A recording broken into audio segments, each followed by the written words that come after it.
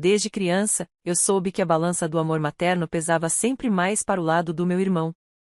Mesmo quando eu tentava me convencer de que era coisa da minha cabeça, bastava um gesto, um olhar, uma frase solta, e tudo voltava a me atingir como uma ferida reaberta. Eu era a filha organizada, a que fazia tudo certinho, que nunca deu trabalho. E ele? Ele era o furacão. O queridinho. O motivo pelo qual mamãe sempre dizia estar exausta, mas que no fundo adorava idolatrar. Eu me dediquei por inteiro nos estudos. Desde o ensino médio, meu sonho era cursar medicina veterinária. A ideia de cuidar de animais me dava propósito, e por isso cada nota alta era um passo mais próximo daquilo que me movia. Eu economizava cada centavo da minha mesada, recusava saídas para focar nos estudos e até vendia brigadeiros para juntar mais um pouco. Mas o que realmente faria diferença no pagamento da faculdade era o fundo que meus pais haviam prometido guardar para mim desde os meus 12 anos. Eu não vivia me lembrando disso, porque confiava. Ou melhor, achava que confiava. Na manhã em que recebi a carta de aceitação da universidade, meus dedos tremiam. Lembro da luz do sol entrando pela janela do meu quarto, dourando o papel como se o universo me dissesse: você conseguiu. Corri para contar à minha mãe, que estava na cozinha fazendo café, e meu irmão, como sempre, estirado no sofá, com a televisão ligada em volume exagerado. Mãe? Eu fui aceita. Eu mal conseguia conter o sorriso. Ela se virou devagar, enxugando as mãos no avental, e me olhou como quem avalia uma tarefa simples. Parabéns, filha, disse, sem muita empolgação. Só precisamos ver como vai ser com as mensalidades. Com esse valor todo. Mas, o fundo da faculdade. Vocês prometeram, lembra? Foi nesse instante que meu irmão desligou a televisão com o controle remoto e soltou um risinho debochado. Que fundo, garota? Você ainda acreditava naquela história? Meu peito gelou. Senti as palavras dele como um soco. Minha mãe apenas suspirou, desviando o olhar. Nós usamos o dinheiro, querida, disse ela, com a voz calma de quem acredita estar sendo razoável. Seu irmão precisava investir em algo que o motivasse. Esse barco é um projeto, um recomeço para ele. Um barco? Senti meu corpo recuar como se estivesse em queda livre. Tudo girava em torno de mim, e ainda assim eu estava imóvel. Um barco. Eles tinham torrado todo o fundo da minha faculdade para comprar um maldito barco. Mas esse fundo era para mim. Era o que vocês prometeram. Como puderam? Minha mãe me lançou um olhar firme, daqueles que carregam séculos de desprezo disfarçados de lógica. Seu irmão merece mais, Mariana. Você sempre teve disciplina, vai se virar. Ele precisa de ajuda. Está tentando empreender. É o mínimo que podíamos fazer. Foi então que tudo dentro de mim se quebrou. Naquele instante, não era apenas a traição que doía, mas a constatação de que eu nunca fora prioridade. Nunca. Meu irmão apenas sorriu, como se tudo aquilo fosse uma grande piada. Ele sabia. Sempre soube. E debochava da minha esperança com prazer. Vai chorar agora, doutora dos gatos? Levantei-me da cadeira com as mãos fechadas em punhos. Senti minha garganta arder com a raiva presa, mas não gritei. Não implorei. Apenas respirei fundo e disse: obrigada por esclarecer. Acho que eu precisava disso para entender onde realmente estou. Subi as escadas sentindo meu coração pesar. Tranquei a porta do meu quarto, me sentei na cama e, pela primeira vez em muito tempo, chorei com tudo que havia em mim. Não pelas mensalidades, não pelo sonho que parecia desabar, mas por finalmente enxergar minha posição naquela casa. Eu era o plano B. O detalhe. O que poderia esperar, enquanto o outro ganhava o barco dos sonhos. Mas, naquela noite, algo dentro de mim se transformou. Talvez tenha sido o orgulho ferido, ou talvez o eco das palavras da minha mãe: ele merece mais. Aquilo se repetia na minha mente como uma canção amarga. Foi quando abri o computador e acessei os e-mails da universidade. Havia uma opção para adiar a matrícula por um semestre. Eu marquei a opção. Eu não desistiria do meu sonho, mas não seria na base da humilhação que o realizaria. Decidi que, se eles podiam escolher por mim, eu também podia escolher por eles. Nos dias seguintes, agi normalmente. Minha mãe, convencida de que tudo havia passado, voltou à sua rotina de adoração ao filho e indiferença comigo. Meu irmão, por outro lado, ostentava o barco nas redes sociais como se fosse o prêmio Nobel dos vagabundos. Era tudo tão grotesco que, se eu não estivesse tão ferida, teria rido. Foi numa dessas postagens que notei algo interessante. Ele estava cogitando comprar uma casa à beira do lago para acompanhar a vibe do barco. Comentou, com entusiasmo, sobre uma casa específica. Eu anotei o nome da imobiliária. E uma faísca acendeu. Usei o dinheiro que havia guardado com tanto sacrifício, juntei a herança da minha avó paterna, que minha mãe nunca soube que eu havia recebido diretamente, e entrei em contato com o corretor. Era uma casa antiga, charmosa, um pouco mais afastada do centro. Perfeita para o meu plano. Fechei a compra no meu nome. À vista. Em menos de uma semana, a casa era minha. Esperei o momento certo. Não queria apenas contar. Queria mostrar. Porque palavras, naquela família, nunca bastavam. E ele marcou uma visita com a imobiliária para ir conhecer a casa. Levou minha mãe junto, é claro. Os dois, cheios de planos sobre onde ficaria o andeque particular e como aquela casa seria o começo de um novo ciclo. Até que chegaram lá e o corretor, confuso, disse que ela já havia sido vendida. Quando meu irmão exigiu saber para quem, eu apareci com as chaves na mão e um sorriso leve no rosto. Ah, olá! Vocês gostaram da minha nova casa? Os dois congelaram. Mamãe ficou pálida, meu irmão empalideceu ainda mais. As palavras ficaram presas nas gargantas deles como se tivessem engolido vidro. Como você conseguiu isso? Ela balbuciou. Eu me virei, lembra? Respondi. Afinal, eu sempre fui boa nisso. Virei as costas com calma, sentindo cada passo como se fosse um degrau de volta à minha dignidade. O som da porta se fechando atrás de mim foi como um selo. E pela primeira vez em anos, eu me senti em casa. Passei as primeiras noites na nova casa com uma mistura de alívio e inquietação. O cheiro de tinta fresca nas paredes e o render suave do assoalho antigo me davam uma estranha sensação de pertencimento. Era uma casa de verdade, com alma, diferente do lugar onde cresci, onde cada cômodo parecia ecoar preferências, exclusões e desprezo. Ali, eu podia respirar. Podia ser. Mas engana-se quem pensa que a paz veio fácil. No segundo dia após aquele encontro inusitado na frente da imobiliária, minha mãe apareceu na casa sem avisar. Bateu a porta como se ainda tivesse algum direito sobre minha vida.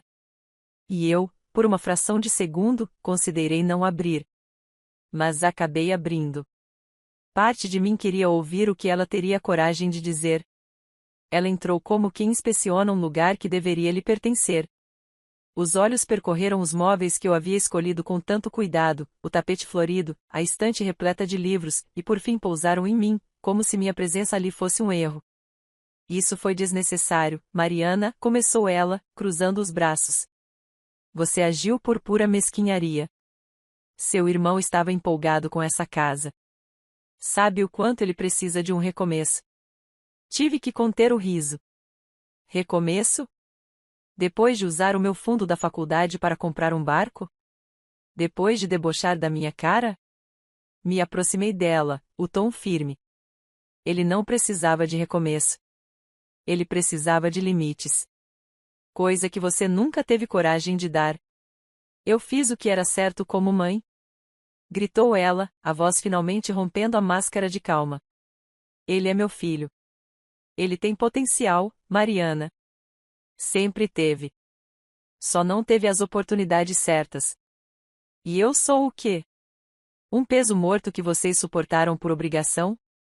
Ela silenciou por um instante. E esse instante doeu mais do que qualquer ofensa. Porque ela não negou. Você sempre soube se virar.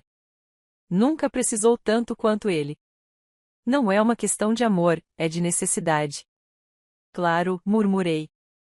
Só que dessa vez, mãe, foi você quem se esqueceu de algo muito importante, eu cresci. E aprendi que, se eu não me proteger, ninguém mais vai. Ela saiu em silêncio, com o queixo erguido, tentando manter alguma dignidade. Mas vi em seus olhos, ela não esperava que eu revidasse. Não esperava que eu fosse capaz de dar o troco e sem precisar gritar, ofender ou me rebaixar. Bastou eu sorrir enquanto segurava as chaves. Nos dias que seguiram, meu irmão foi desaparecendo das redes sociais. Nenhuma foto nova no barco, nenhuma frase de efeito, nenhum vídeo dançando com latinhas de cerveja. Soube, por fontes que não pedi, que ele estava tentando devolver o barco para recuperar parte do dinheiro, mas ninguém queria comprar. Estava encalhado.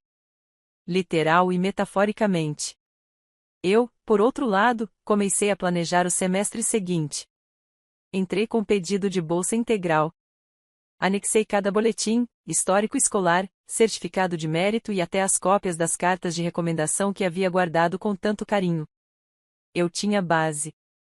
Tinha história. E mesmo ferida, ainda acreditava que meu esforço não seria em vão. Enquanto isso, minha mãe parecia tentar minimizar a situação com frases soltas para parentes. Foi um mal-entendido, ela se precipitou, essa geração é tão ingrata. Mas ninguém engolia. Todos sabiam o que havia acontecido. E ela detestava perder o controle da narrativa. Foi então que o telefone tocou numa terça-feira chuvosa. Era meu pai. Mariana, seu irmão, está com problemas. Demorei um tempo para responder. Só de ouvir a voz dele falando de problemas já pressenti que estavam prestes a tentar me empurrar alguma responsabilidade. Que tipo de problemas? Ele bateu o barco. Um acidente no pier.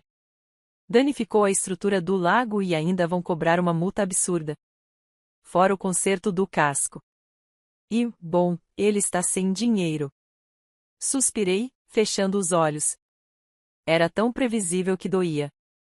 E o que isso tem a ver comigo? Ele pode ter errado, sim. Mas ainda é seu irmão. E você sabe como está a situação da nossa família. Ah, eu sei. Está tão ruim que decidiram investir todo o fundo da minha faculdade num brinquedo aquático para um adulto irresponsável. O silêncio do outro lado da linha durou longos segundos. Você pode ajudá-lo, Mariana. Agora tem uma casa, estabilidade. Pai, interrompi, tentando manter a voz estável, eu mal estou começando a reconstruir minha vida. Tenho contas, planos, e zero interesse em bancar os erros que vocês alimentaram por tanto tempo. Pensei que você fosse mais generosa, disse ele, seco. E eu pensei que vocês fossem mais justos. Desliguei. A ligação não me abalou. Só me deu a certeza de que fiz a coisa certa ao me afastar. Na semana seguinte, a resposta da universidade chegou, bolsa integral concedida.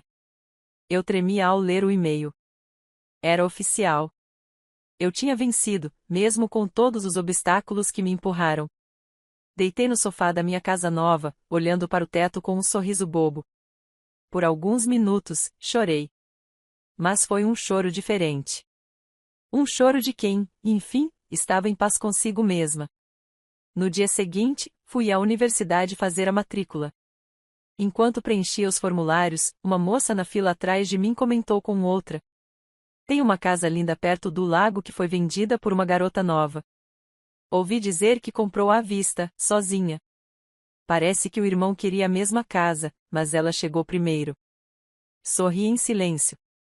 A vida tem um jeito curioso de reorganizar as peças quando a gente se recusa a aceitar o papel de figurante. Eu escolhi viver minha história como protagonista. E não importa quantas vezes tentem me apagar, sempre encontrarei uma forma de reacender. Mas eu sabia, eles não tinham terminado. A conta deles ainda estava vindo. E, em breve, eu a entregaria com juros. Depois que desliguei o telefone naquela noite, comecei a perceber o silêncio da minha nova casa com mais atenção. Não era um silêncio incômodo. Pelo contrário. Era o tipo de silêncio que acolhe, que cura. As paredes não gritavam, não julgavam, não me lembravam de tudo que eu não era. Ali, ninguém me chamava de exagerada por sentir demais, de egoísta por querer o que era meu por direito, nem de ingrata por não me contentar com migalhas. Ali, eu era apenas eu. Pela primeira vez, isso bastava. Mas como eu previa, o silêncio deles durou pouco. 2 semanas depois da ligação do meu pai, recebi uma mensagem da minha mãe. Não uma mensagem direta, claro. Ela preferiu enviar um áudio por uma prima em comum, como se o peso da comunicação direta fosse grande demais. Mariana, sua mãe pediu para te lembrar de que família é família. E que você está virando as costas no momento em que eles mais precisam. A palavra lembrar me bateu forte. Como se eu tivesse me esquecido de alguma dívida invisível. Como se fosse minha obrigação colocar um laço bonito em cima do caos que eles criaram e resolver tudo com um sorriso. Aquela velha expectativa de que a filha sensata sempre conserta o que os outros quebram. Não respondi. Mas não foi por falta de palavras. Foi por excesso.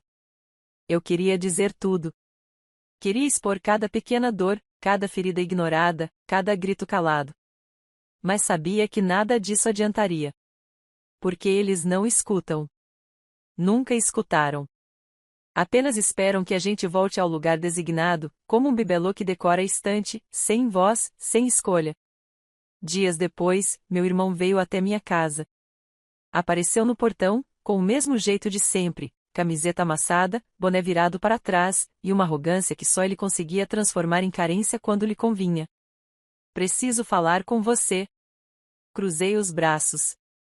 Não abri o portão. Sobre o quê? Sobre tudo. Sobre o barco. Sobre o que aconteceu. Eu errei, tá? Mas a coisa ficou feia, Mariana. A multa tá enorme. Eu perdi tudo. Tudo. Seu rosto estava abatido, mas algo nos olhos dele me dizia que o arrependimento era superficial. Ele não estava ali porque havia compreendido o que fez. Estava ali porque precisava de algo. E no fundo, sempre achou que eu estaria disponível. Não tenho como te ajudar, disse, firme. Ele sorriu, cínico. Sério? Agora que tem casa, faculdade paga, vai negar ajudar seu irmão? Sim. Porque esta casa, essa faculdade, não vieram de mágica. Vieram do que sobrou de mim depois que vocês acabaram com tudo que era meu. Ah, qual é? Você sempre foi a queridinha da escola, a nerd perfeita. Você vai se dar bem, Mariana. Sempre se deu. Eu ri. Um riso amargo. Você não faz ideia do quanto custou. Do quanto ainda custa. Então é isso?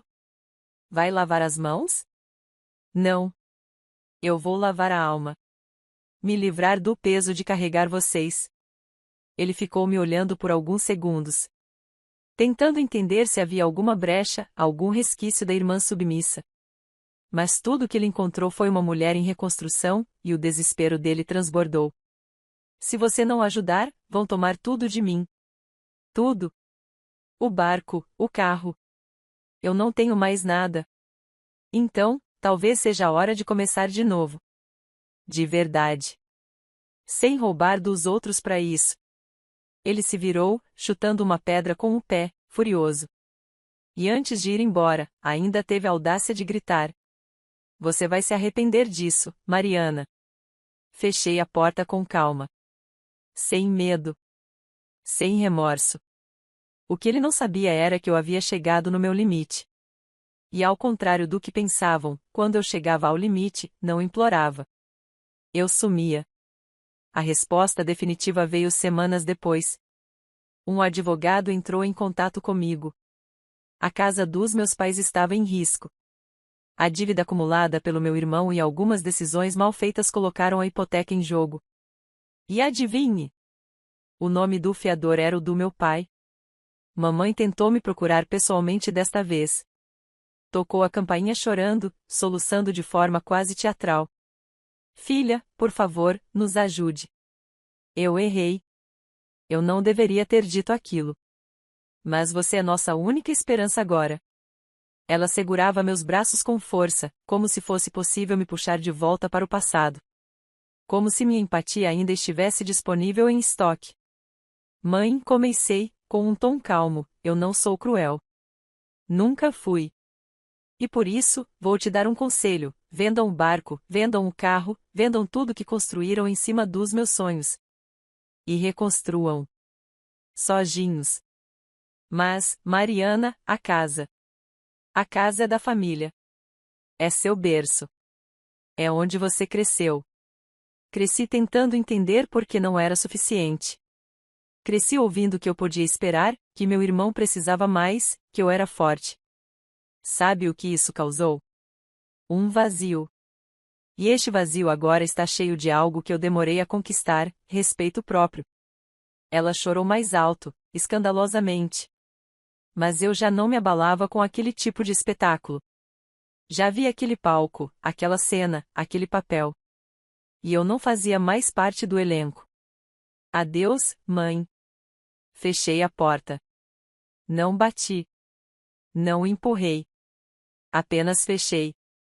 E naquele gesto simples, silencioso, selado por uma fechadura nova que eu mesma instalei, deixei do lado de fora tudo que um dia me impediu de crescer. Agora, era só eu. E a estrada que começava ali, bem na porta da minha casa. O tempo tem um jeito curioso de separar o que é verdadeiro daquilo que apenas parecia ser. Os dias que seguiram aquela visita da minha mãe foram de um silêncio denso, quase palpável. Nenhuma mensagem, nenhuma ligação. E, ao contrário do que poderiam imaginar, eu não esperava nenhuma. Pela primeira vez, eu sabia que o silêncio deles não era castigo, era consequência justa de uma vida inteira de escolhas desequilibradas. Na universidade, eu me encontrava viva. As aulas exigiam muito, os laboratórios eram intensos, as leituras pareciam não ter fim, mas eu estava onde sempre sonhei estar. Mesmo com noites mal dormidas e uma rotina exaustiva, sentia-me leve. Afinal, o fardo que carregava não era mais aquele de tentar agradar quem sempre me usou como esteio. Agora, o peso que eu levava era só meu e com ele, a liberdade.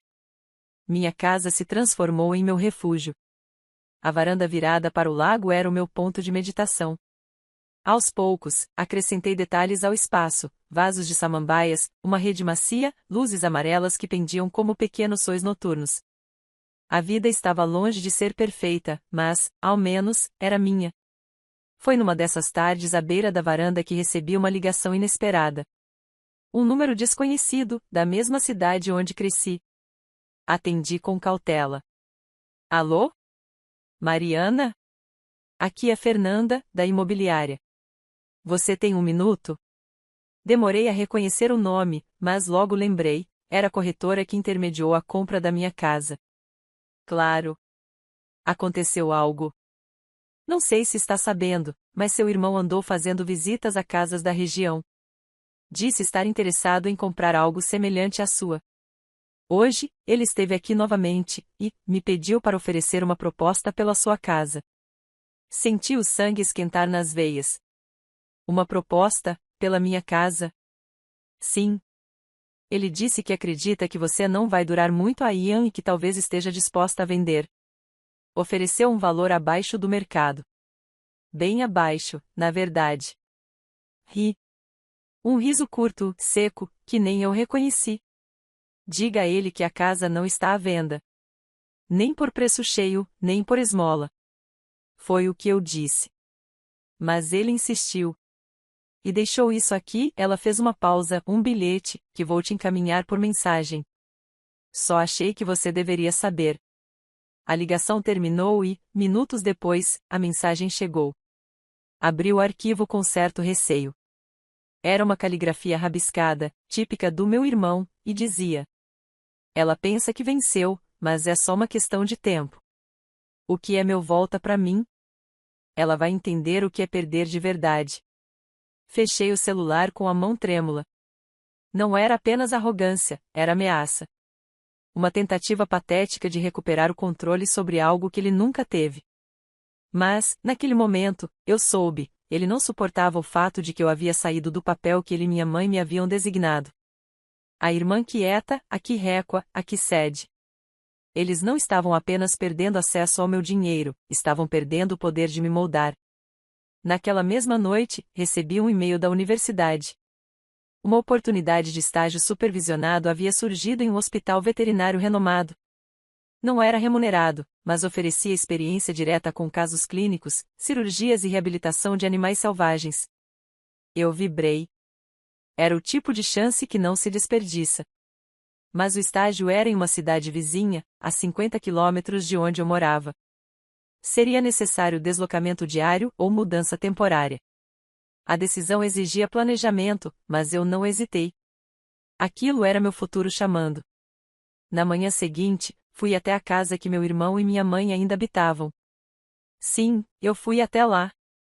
Não por saudade. Nem por desejo de reatar laços.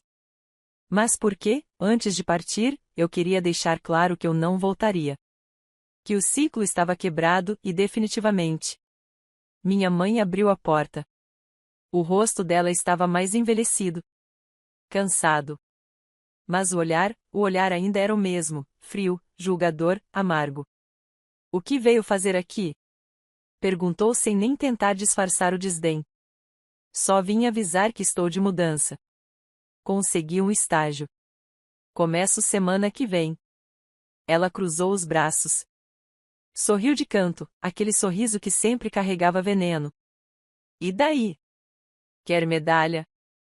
Não. Só quero que saiba que, quando tudo ruir aqui, e vai ruir, vocês não poderão dizer que eu sumi sem avisar. Meu irmão apareceu na sala, com o semblante deformado de raiva. Vai mesmo fugir como covarde? Sempre fez isso, aliás. Não tem coragem de enfrentar nada. Olhei para ele, com pena. Sim, pena. Porque ele ainda não havia entendido que o mundo não gira ao redor do ego dele. Fugir? Eu estou indo viver. É diferente. Você não vai aguentar esse estágio. Você nunca aguentou nada que não fosse estudar em livrinho. Sorri. É verdade. Eu nunca aguentei ser invisível. Mas agora, isso mudou. Deixei a chave reserva da casa dele sobre a mesinha de entrada. A mesma chave que um dia usei para entrar de fininho, rezando para não incomodar. Agora, ela não me pertencia mais. E nem eu pertencia mais àquela estrutura de dor. Se cuidem, disse. E quando tudo desabar, lembrem-se, eu avisei. Saí com o peito apertado, mas com a cabeça erguida. Doeu. Claro que doeu. Ainda era minha família, mesmo que nunca tenham sido verdadeiramente minha. Mas às vezes, para sobreviver, a gente precisa sangrar um pouco antes de cicatrizar. Na estrada de volta, com a janela aberta e o vento bagunçando meu cabelo, senti algo que há tempos não me visitava: liberdade. Não aquela liberdade de fazer o que quiser, mas a liberdade de finalmente não dever mais nada a quem nunca me deu nada. Eu não sabia exatamente o que o futuro me reservava. Mas sabia com certeza absoluta de que não era mais prisioneira do passado. E isso, por si só, já era uma reviravolta. O tempo tem um jeito curioso de separar o que é verdadeiro daquilo que apenas parecia ser. Os dias que seguiram aquela visita da minha mãe foram de um silêncio denso, quase palpável. Nenhuma mensagem, nenhuma ligação. E, ao contrário do que poderiam imaginar, eu não esperava nenhuma. Pela primeira vez, eu sabia que o silêncio deles não era castigo, era consequência justa de uma vida inteira de escolhas desequilibradas. Na universidade, eu me encontrava viva. As aulas exigiam muito, os laboratórios eram intensos, as leituras pareciam não ter fim, mas eu estava onde sempre sonhei estar. Mesmo com noites mal dormidas e uma rotina exaustiva, sentia-me leve. Afinal, o fardo que carregava não era mais aquele de tentar agradar quem sempre me usou como esteio. Agora, o peso que eu levava era só meu e com ele, a liberdade. Minha casa se transformou em meu refúgio. A varanda virada para o lago era o meu ponto de meditação. Aos poucos, acrescentei detalhes ao espaço: vasos de samambaias, uma rede macia, luzes amarelas que pendiam como pequenos sóis noturnos. A vida estava longe de ser perfeita, mas, ao menos, era minha. Foi numa dessas tardes à beira da varanda que recebi uma ligação inesperada. Um número desconhecido, da mesma cidade onde cresci. Atendi com cautela. Alô? Mariana? Aqui é Fernanda, da imobiliária. Você tem um minuto? Demorei a reconhecer o nome, mas logo lembrei, era a corretora que intermediou a compra da minha casa. Claro. Aconteceu algo. Não sei se está sabendo, mas seu irmão andou fazendo visitas a casas da região. Disse estar interessado em comprar algo semelhante à sua. Hoje, ele esteve aqui novamente e me pediu para oferecer uma proposta pela sua casa. Senti o sangue esquentar nas veias. Uma proposta, pela minha casa? Sim. Ele disse que acredita que você não vai durar muito a Ian e que talvez esteja disposta a vender. Ofereceu um valor abaixo do mercado. Bem abaixo, na verdade. Ri. Um riso curto, seco, que nem eu reconheci. Diga a ele que a casa não está à venda. Nem por preço cheio, nem por esmola. Foi o que eu disse. Mas ele insistiu. E deixou isso aqui, ela fez uma pausa, um bilhete, que vou te encaminhar por mensagem. Só achei que você deveria saber. A ligação terminou e, minutos depois, a mensagem chegou. Abri o arquivo com certo receio. Era uma caligrafia rabiscada, típica do meu irmão, e dizia: ela pensa que venceu, mas é só uma questão de tempo. O que é meu volta pra mim? Ela vai entender o que é perder de verdade. Fechei o celular com a mão trêmula. Não era apenas arrogância, era ameaça. Uma tentativa patética de recuperar o controle sobre algo que ele nunca teve. Mas, naquele momento, eu soube, ele não suportava o fato de que eu havia saído do papel que ele e minha mãe me haviam designado. A irmã quieta, a que récua, a que cede. Eles não estavam apenas perdendo acesso ao meu dinheiro, estavam perdendo o poder de me moldar. Naquela mesma noite, recebi um e-mail da universidade. Uma oportunidade de estágio supervisionado havia surgido em um hospital veterinário renomado. Não era remunerado, mas oferecia experiência direta com casos clínicos, cirurgias e reabilitação de animais selvagens. Eu vibrei. Era o tipo de chance que não se desperdiça. Mas o estágio era em uma cidade vizinha, a 50 quilômetros de onde eu morava. Seria necessário deslocamento diário ou mudança temporária. A decisão exigia planejamento, mas eu não hesitei. Aquilo era meu futuro chamando. Na manhã seguinte, fui até a casa que meu irmão e minha mãe ainda habitavam. Sim, eu fui até lá. Não por saudade. Nem por desejo de reatar laços. Mas porque, antes de partir, eu queria deixar claro que eu não voltaria. Que o ciclo estava quebrado e definitivamente. Minha mãe abriu a porta. O rosto dela estava mais envelhecido. Cansado. Mas o olhar ainda era o mesmo, frio, julgador, amargo. O que veio fazer aqui? Perguntou sem nem tentar disfarçar o desdém. Só vim avisar que estou de mudança. Consegui um estágio. Começo semana que vem. Ela cruzou os braços. Sorriu de canto, aquele sorriso que sempre carregava veneno. E daí? Quer medalha? Não. Só quero que saiba que, quando tudo ruir aqui, e vai ruir, vocês não poderão dizer que eu sumi sem avisar. Meu irmão apareceu na sala, com o semblante deformado de raiva. Vai mesmo fugir como covarde?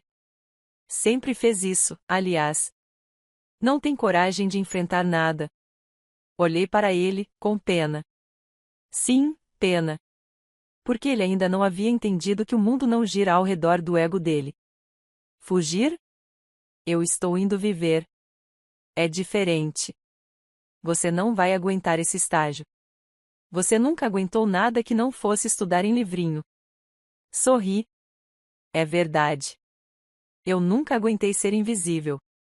Mas agora, isso mudou. Deixei a chave reserva da casa dele sobre a mesinha de entrada. A mesma chave que um dia usei para entrar de fininho, rezando para não incomodar. Agora, ela não me pertencia mais. E nem eu pertencia mais àquela estrutura de dor. Se cuidem, disse. E quando tudo desabar, lembrem-se, eu avisei. Saí com o peito apertado, mas com a cabeça erguida. Doeu. Claro que doeu. Ainda era minha família, mesmo que nunca tenham sido verdadeiramente minha. Mas às vezes, para sobreviver, a gente precisa sangrar um pouco antes de cicatrizar. Na estrada de volta, com a janela aberta e o vento bagunçando meu cabelo, senti algo que há tempos não me visitava: liberdade. Não aquela liberdade de fazer o que quiser, mas a liberdade de finalmente não dever mais nada a quem nunca me deu nada. Eu não sabia exatamente o que o futuro me reservava. Mas sabia com certeza absoluta de que não era mais prisioneira do passado. E isso, por si só, já era uma reviravolta. O estágio foi exaustivo desde o primeiro dia. Lidávamos com animais atropelados, feridos por caçadores, abandonados em estradas. Era o tipo de realidade que nenhum livro conseguia ensinar. Vi dores que não tinham voz, sofrimento que não pedia ajuda, e foi ali que entendi, de forma quase brutal, como sobreviver a um instinto, não um privilégio. Cada olhar de um cão resgatado, cada miado fraco de um gato faminto me lembrava de mim mesma, em tantas fases da vida, quieta, machucada, mas viva. Persistente. Meus colegas de estágio logo notaram meu empenho. Eu era a primeira a chegar, a última a sair. Não porque queria provar algo, mas porque, pela primeira vez, eu sentia que estava exatamente onde deveria estar. O peso da solidão não havia desaparecido, mas se tornará um companheiro silencioso. Um lembrete de que a dor também constrói. Não voltei mais à antiga cidade. Meus contatos com o passado se resumiam a relatos esparsos de conhecidos, comentários sussurrados como você soube do seu irmão, ou a sua mãe está dizendo por aí que sente sua falta. Eu apenas sorria e mudava de assunto. Não havia mais espaço dentro de mim para essa nostalgia manipuladora. Eles podiam sentir falta da Mariana submissa, aquela, felizmente, havia morrido. Certo dia, depois de uma cirurgia difícil com um filhote de raposa, o veterinário responsável pelo centro me chamou na sala dele. Era um homem sério, meticuloso. Poucas palavras, muitos olhos atentos. Sente-se, Mariana. Obedeci, com o coração apertado. Será que eu tinha feito algo errado? Queria dizer que observei seu desempenho nas últimas semanas. E é notável. Engoli em seco, sem saber como reagir. Obrigada, doutor.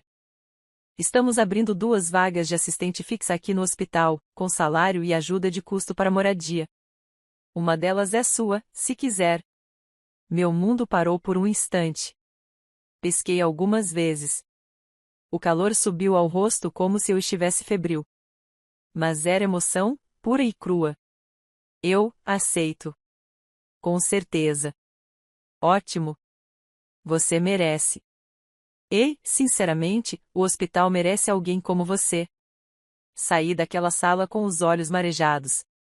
Liguei para a universidade e contei a novidade. Em questão de dias, transferi minha matrícula para o polo da cidade vizinha e aluguei um pequeno apartamento nos arredores do hospital. Simples, modesto, mas meu. Pela segunda vez, eu montava um lar do zero e desta vez, com salário próprio, com base própria, sem depender de ninguém. Foi só então, já instalada na nova fase da minha vida, que recebi a notícia final. A casa dos meus pais havia sido leiloada. Eles não conseguiram pagar a dívida da hipoteca nem vender o barco, que agora apodrecia atracado num lago vazio. O nome do meu pai fora incluído na lista de inadimplentes do banco. Meu irmão estava sendo processado por fraude documental ao tentar repassar o barco com laudos falsos. E minha mãe, minha mãe foi vista chorando na frente do cartório, jurando que a vida havia sido injusta com ela. Não me alegrei. Não desejei vingança. Apenas reconheci a justiça daquilo tudo. Era a vida devolvendo os pesos às mãos certas. Aquelas que sempre jogaram os fardos sobre mim. Algumas semanas depois, o telefone tocou de novo. Um número conhecido, a prima que servia de intermediária antes. Mariana, sua mãe está no hospital. Pressão alta, crise de ansiedade. Ela está perguntando se você pode ir lá. Houve silêncio do outro lado da linha. Ela esperava alguma reação. Mas eu apenas disse: ela está em boas mãos. Não se preocupe. Eu estou ocupada agora. E desliguei. Porque eu sabia. Se eu fosse, ela tentaria reverter tudo. Com lágrimas, chantagens, discursos de sangue e perdão. Mas já não havia mais dor suficiente em mim para reabrir aquela porta. Algumas cicatrizes precisam ser mantidas fechadas para não infectar a alma novamente. Na semana seguinte, recebi um envelope do cartório. Uma carta enviada pela própria mão da minha mãe. A caligrafia tremida me lembrou do tempo em que ela fazia listas de compras na geladeira, mas o conteúdo era outro. Você venceu. Espero que esteja feliz. Mas um dia, quando olhar para trás e perceber que está sozinha, talvez entenda o que é perder uma família. Não chorei. Não sorri. Apenas respirei fundo e coloquei a carta na gaveta. Aquela era a última tentativa. A última flecha lançada ao vento. E mesmo se me atingisse, não teria mais o poder de me derrubar. Eu não tinha perdido uma família. Eu havia perdido a ilusão de uma. E ganhado a mim mesma. Meses se passaram. A vida seguiu, feita de rotinas, emergências, alegrias sutis. Meus dias eram cheios, meus domingos lentos. Fiz amizades sinceras, gente que me via de verdade. Comemorei aniversários com bolo comprado por mim mesma, e foi delicioso. Sorri sem culpa. Dormi sem medo. Certo dia, passeando pelo mercado, encontrei um caderno de capa dura, com desenho de constelações. Folheei, sem intenção, e parei numa página em branco. Ali, naquele instante, decidi escrever. A primeira frase foi simples. A vitória é silenciosa, mas imensamente real. Fechei o caderno com carinho e coloquei no carrinho. Porque aquela era a minha história agora. Sem plateia, sem troféu, sem aplausos. Apenas minha. E inteira. Fim.